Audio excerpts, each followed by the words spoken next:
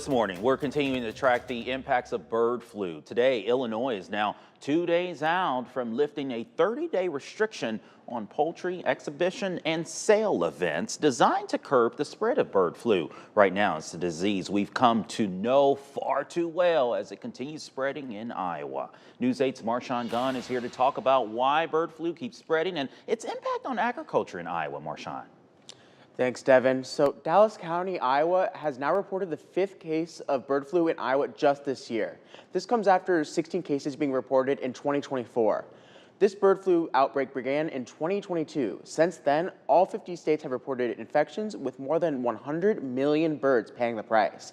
The technical name of the disease is avian influenza, and it's spread through bird saliva and feces. While the disease mostly affects birds in farms, the disease comes from a different source. Migratory birds, so think of those geese and those ducks that are flying through, that they are carriers of the virus, but they themselves largely do not succumb to the virus. They carry it, and as they're moving, they are literally shedding that virus as they are moving through a region. So the main problem comes from outside of the farms, but because of the natural migration of ducks and geese as the weather changes, right now is when the agriculture industry in Iowa feels the impact the most. Once the bird flu is in a facility, there's only one real way to make sure it doesn't spread to another farm. What we do is we have to quarantine, and unfortunately, it has been the case now for the last 3 years that when a site begins to show signs of high path, the birds eventually get sick and do die from the virus.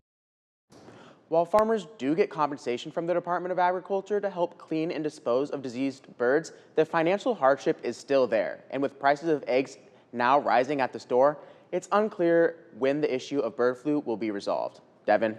All right, thank you, Marshawn. Well, the Iowa Department of Agriculture says if you do come across a potentially infected bird, avoid making contact and call them to help assess the situation. Now, take a look at your screen.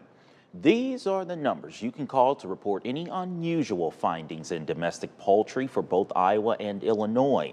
Things you should report include an increase in bird mortality, decrease in water consumption or egg production, and respiratory signs like coughing and sneezing.